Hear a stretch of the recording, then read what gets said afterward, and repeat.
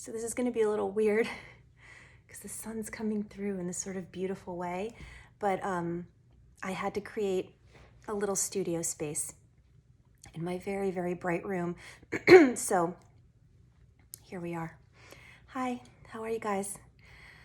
So anyway, today I want to talk about something that I feel really strongly about, and I feel a little urgent. So what happens to me is that things come up on the news or things come up in life, and I feel really urgent about being of service, about helping, and then I feel really powerless because it's hard to help. But I'm going to just talk about it. I am certain in my bones that COVID long haul syndrome is TMS. I'm also certain that people aren't going to understand. And I know that the arc of the moral universe is long, but it bends toward justice.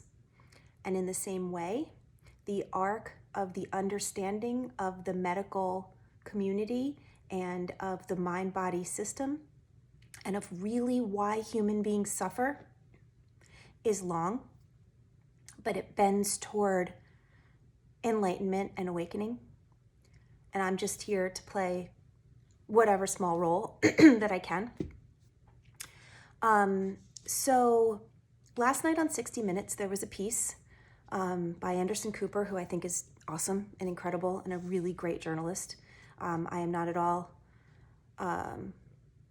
deriding his coverage.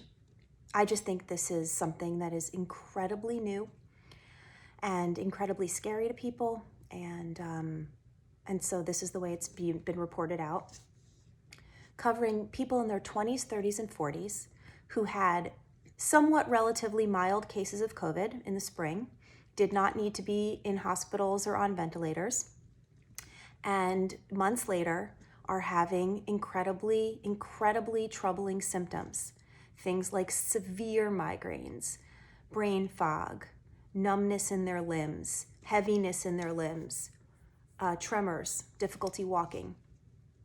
Yet, on MRI and all tests, they are coming back negative. They're coming back clean of COVID and clean of any neurological issues, and it is labeled by the medical community as a huge mystery.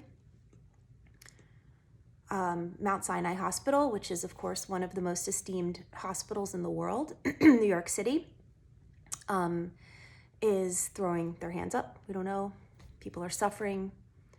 I see in the eyes of the people that are being interviewed that they are losing their, I wouldn't go as far as their will to live, even though I always see sort of deeper into situations because I know what it looks like for people to lose their will to go on. And then I know those are only a couple examples of thousands and thousands of people around the world that are suffering now. So I want to come here, my only forum, really. I mean, this is my podcast. I'm saying, I don't have the ear of mainstream media. And I want to come here and discuss what I think is happening with COVID long haul syndrome. I think it's important to understand that the human body is simply responding at all times to the threats and the stresses to keep ourselves alive. Fear is great information for us. Fear is the kind of information we need to carefully analyze in these incredibly immediate ways that are completely unconscious to us as sentient beings. I think I say that word wrong. And fear is necessary information that we are constantly metabolizing to make decisions. Is this thing presented to us, whatever that thing may be, a threat to our lives? If so, it needs to be fought, fled, or we need to freeze. Or is it indeed not a threat to our lives and we can go into rest and repair and move on? And the problem is, in modern day society, with the internet and social media and so much information available to us, the possibility of something being a life-threatening situation goes way up. And I don't mean COVID. I mean the fear and perception around COVID. So COVID is a virus. I say nothing about how to treat COVID. I have no idea what to do about COVID except for to listen to the scientists and to stay home and to wear a mask, to wash my hands.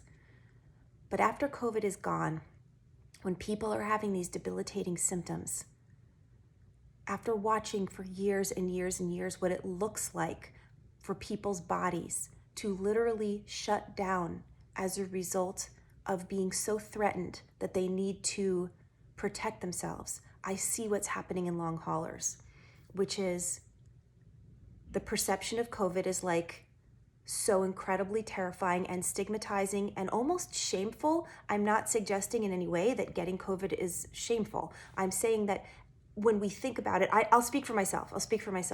In March, when everything shut down, I thought to myself, please God, don't let me get this in the first couple of months, because the amount of energy that would be like all the eyes toward me, and like, what did I do? And did I go out when I wasn't supposed to go out? Or did I not wash my hands properly? I know that's crazy. I know that it wouldn't have been my fault if I got COVID, and it won't be my fault if I get it in the future.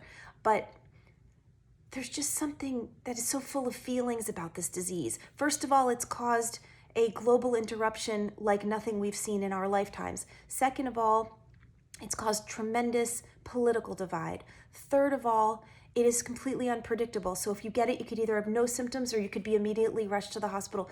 It's so uncertain, and uncertainty causes a tremendous amount of fear, and fear causes our nervous systems to go into sustained heightened fight or flight and start looking for reasons that we might die, start looking for reasons of threat, and then looking for ways to protect us. So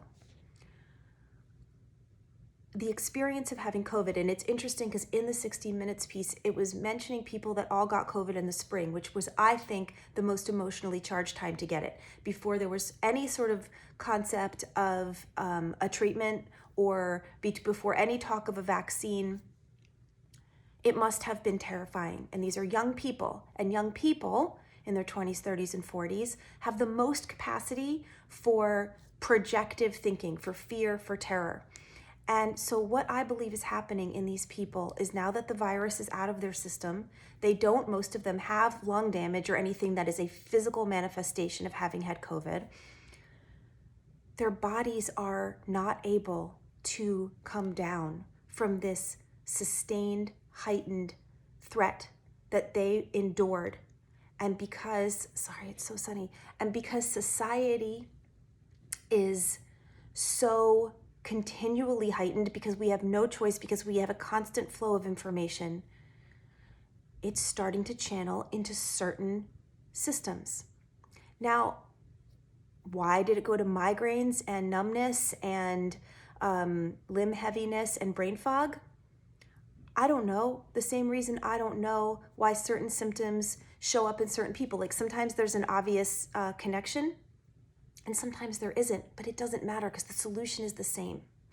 So I guess what I want to say here, as I am bathed in the sunlight of the Spirit, is that I believe if I could help educate these medical systems, and most importantly, these people that are suffering, there is a possibility that they could do the work, understanding that does not mean the pain is in their head. It doesn't mean that they're causing it, and it doesn't mean that it's not real. It doesn't mean the numbness and the tremors in your hand aren't real. The question is, why is the brain and the nervous system sending signals to these muscle groups and these different bodily systems to misfire, to not work properly, to have symptoms? You know, my words aren't coming to me right now because I feel really strongly about this, but why? And if you are a person who has not had COVID and is not suffering from a long haul and just wants to get some benefit out of this video, the same applies to you, to your migraines, to your fibromyalgia, your back pain, your neck pain, your shoulder pain, your irritable bowel disease, your skin disorders, your pelvic pain, all of it.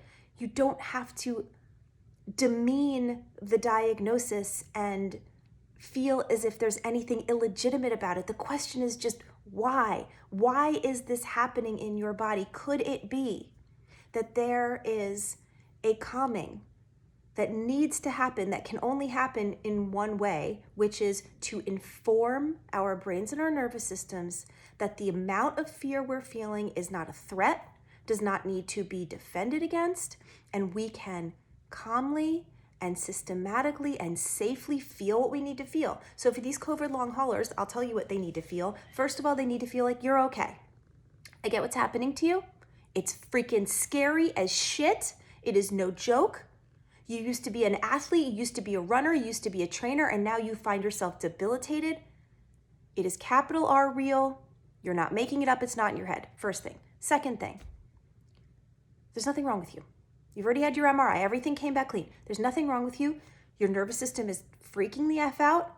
The fear that you have been holding, that the stigma, the shame, the fear, the grief, whatever, and the global empathic energy, the connection, it's too big. I know how to help you. Calm down. It's okay. If you are listening to this video and you know somebody who this is happening to, please send it to them. It's okay. You're okay. Let me explain to you what you need to do. Let me explain to you that whatever feelings you had before you had COVID, whatever big feelings had already been cropping up for you about your trauma, about your parents, about your money, about your boyfriend, about your girlfriend, about your sexuality, about your job, about your friend group, whatever. Those big feelings that were already too big, because human beings are such big feelers, are being now channeled into this one thing. It's holding the space for all of it. I know how to fix it. I would like people to ask me so I can tell them. This is what I got. This is how I can be of service. I am certain that I'm right, not in an arrogant way, in a way that comes from a passion to help. And I hope in some way this helped you.